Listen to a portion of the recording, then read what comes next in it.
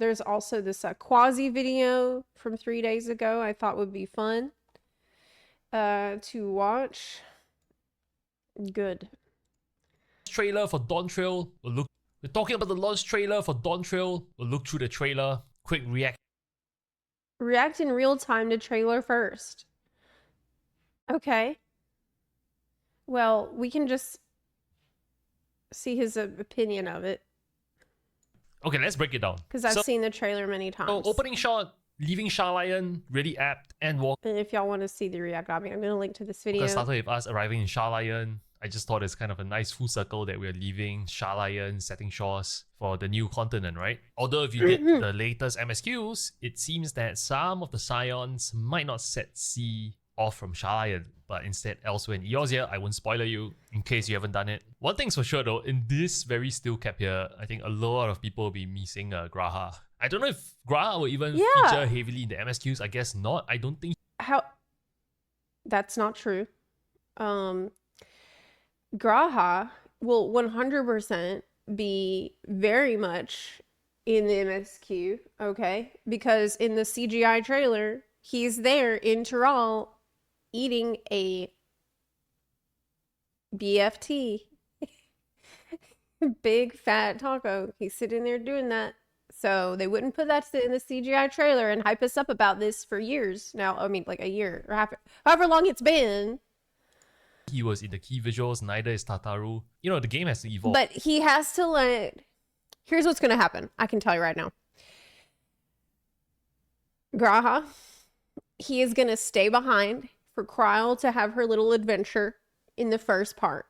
And then whenever she gets real, and we enter Solution 9, that's when we're going to bring in our boy Graha to help us figure out what we're looking at, because the only person, he's like one of the only people with knowledge of this high technology. He is extremely knowledgeable Allagan scholar, and this is not Allagan technology, obviously, but if you know a lot about Allagan tech, you probably can figure out whatever this technology is. Like Graha is, he knows more about IT than anybody else. Like he knows where to plug in the HDMI cable. Right, and it's kind of a nice touch that Fortuno here has his arms folded as he sends off his children while everyone waves exuberant. Yeah, everyone is laughing except him. And he just gives that, you know, I'm very serious kind of face. That's typical true. of like father figures as well. And herein lies that part where they say we might even get to enjoy ourselves, and that's Krauser's voiceover, right? Clearly foreshadowing that it's not going to be a regular holiday, because I thought the next frame here was very apt. Look at the thunderstorms. This thunderstorm here, and then Erenvale's reminder that don't be so quick to make assumptions. This is very apt because it's no secret. We know it. It's not a beach holiday. It's not a filler expansion. There is dark times ahead, and this is kind of metaphorically how they, you know, chose to kind of foreshadow what's to come. By the way, one thing I'd like to point out here, look at this detail on the lighting. The lighting on the characters as the camera pans out, this is only possible with the new engine. I think this is captured with the new engine. Battle against the storm would prove a fitting prelude. This part about Erenvale just talking, it kind of reminds me of the old Emmett Selk kind of voiceover in Endwalker. Those are good times. But it's only apt that New Adventure, Erenvale's voice becomes kind of the narrator, right? And you arrive at the capital city of Tural. And this is gorgeous. As the new narrator. I think this is an immediate tour, absolutely gorgeous. I think you folks will absolutely love this. You're gonna love it. Okay, so this is what I was curious about. Look at Mamu Jaja, right? Two-headed. He has a veil over one of his kind of other head. I don't know how they decide which head talks today, or maybe they have a duty roster. No idea. But it's basically talking about succession plans. So here we see a how do they decide which head talks? What if they both have something to say at the same time? Do they share thoughts? No, because one's smart and one is stupid. Reference and a zoom into a mural, and it's kind of like, I think this is the two-headed Mamuja ruler, and giving the two contestants their blessings to try and ascend to the throne. As this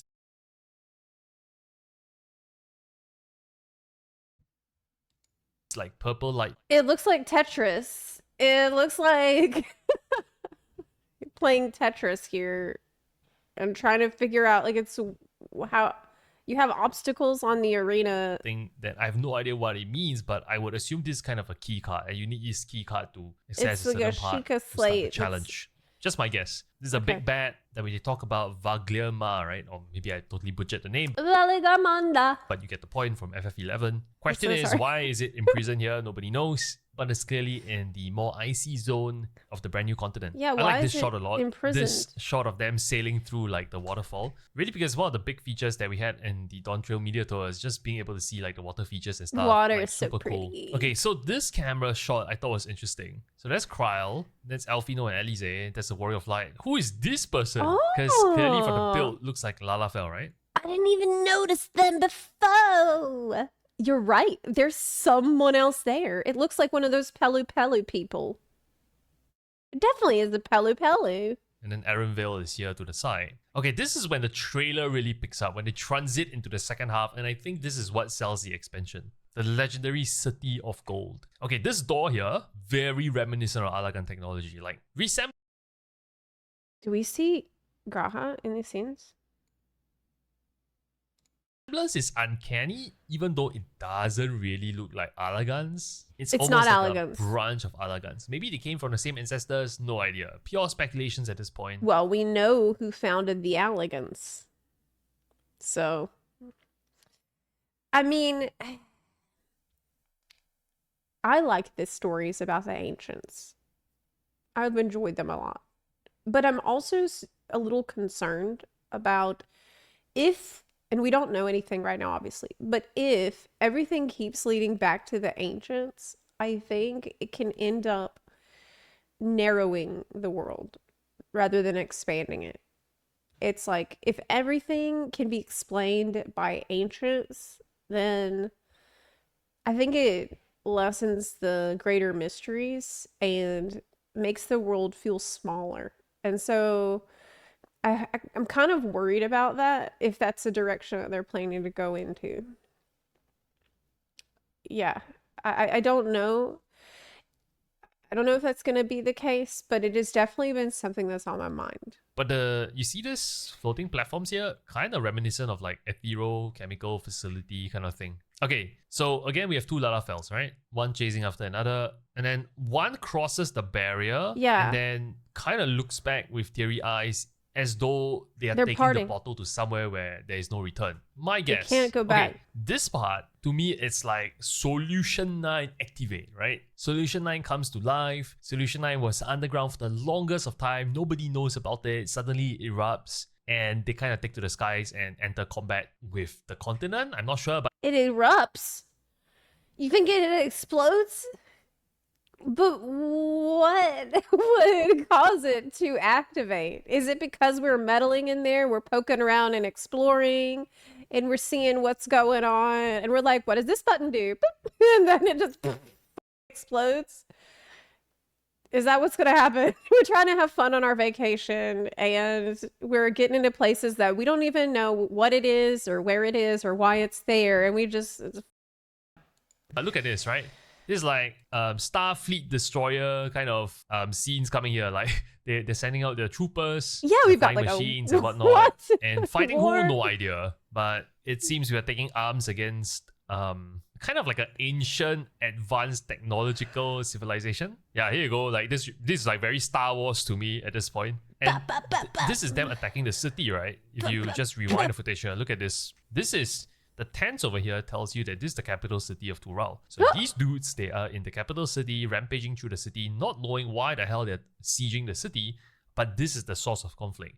And this is when the Scions of the Seventh Dawn, they will reunite into one single group again from the original two groups that were kind of going on an amazing race to be the It's new an invasion. leader of Tural. Okay, so this is an interesting shot. So look at this. Are you prepared Aliens. to answer the call? So you have Vale here, and you have Kryl, Urionje, and There's Graha. guess who's here? You have Graha. Yeah. So Graha does feature later in the trailer. So my guess is once she hits the fan, all the Scions then kind of gather here. The only person we don't see here is Tataru, but she's short, so she might be blocked by everyone and she might be Maybe she's... No way, dude. front. So this is a relic that they're seeking, right? And it's like kind of the successor to the throne probably claims this. You can't really tell too much from just looking at this kind of goblet. But again, a bit of the Ilagan kind of... I don't know why, but I feel like we're supposed to break it. Yeah. I think that we need to break it. references in the steel patterns over here. Okay, then we have this lady make a cameo, and she clearly is at the top of the key visual poster, similar to how Vina was at the top of the Vina poster was for at the Endwalker. top So don't know before. what her role is. Maybe Lost City of Gold Princess or something like that. But if you look at the background in which she is in, this is kind of reminiscent of Solution 9's purple hues, isn't it? Could you have held fast to that which is dear without sacrifice? Without sacrifice. And I think this is another fake death kind of signal. They did it in Endwalker again with the twins sitting at the bottom of the train station, kind of leaning on one another, and it was like fake death signals. Very typical CS3 kind of vibes. But sacrifice here could mean other people, right? And naturally they use like the Scionce's faces here and whatnot. Did they But, have you to know, sacrifice? I don't think anyone will die. Maybe she was the sacrifice. Maybe. Okay. Maybe this girl, she was forced to be in like cryostasis for thousands of years, and they're using her life energy to power the entire Solution 9. And what is Solution 9 using this energy for? To run the mainframe that's got everybody's consciousnesses downloaded into it, like in Soma. And it's only possible for them to live their digital lives because she is the power supply unit. And now what? Is she? Do we need another power supply? How are we gonna get that?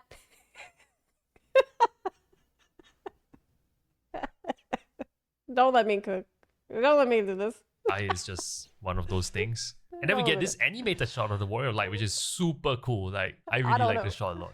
Let me know what you folks think about the gameplay trailer. Are you hyped for Endwalker just based off this game trailer? What do you think of those strange scenes about Solution 9? Those, the entire capital being activated, orb rising from the ground, and like Starship Troopers coming out of the orb.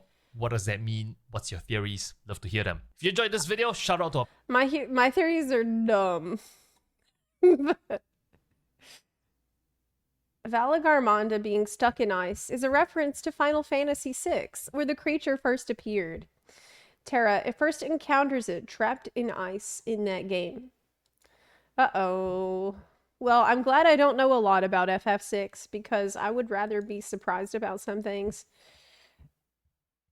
In writing, storms are usually a symbol of impending violence. If a storm is important enough to be mentioned, then it usually heralds that some bad shit is about to happen.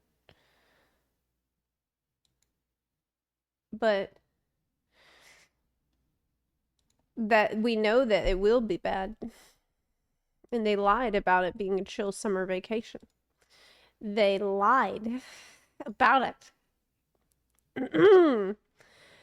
Okay. Graha's appearances in the trailer is interesting. At the beginning, he's at the harbor waving us off, which aligns with his promise to stay with the students of Baldessian while Krylo goes to Tyrrell. But in Solution 9 dungeon, he's part of the Trust Party. And in the ending shot, where everyone from Wiklama and Kawana's team approach the Yellow Gate, he's also present there. So it's a no-brainer.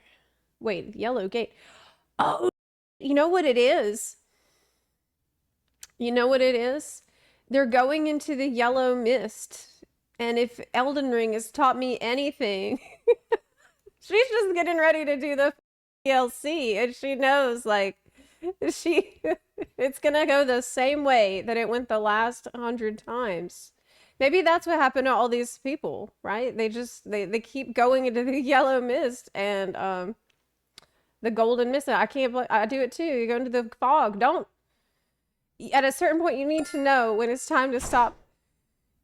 Yeah, that's why she's crying. She's like, oh, again. This is gonna be me. It says it's a no-brainer that he does eventually come into Tyrrell at some point. The real mystery is Ishtola, who was absent from 6.55 after the defeat of Zeromus. There's no clue how she ends up in Tyrrell, since she doesn't appear to be supporting any of the contenders for the throne. How she end up in Tyrrell? maybe Ishtola has figured out how to teleport between reflections. Maybe Ishtola is gonna teleport to a different reflection, one that's all about lightning, and then that's gonna be connected to the lightning of Solution 9. Like a gateway from beyond that causes the lightning to get in there. She appears with the group in the yellow gate. Oh. Okay. Or that. Or she just okay. Well, I don't know.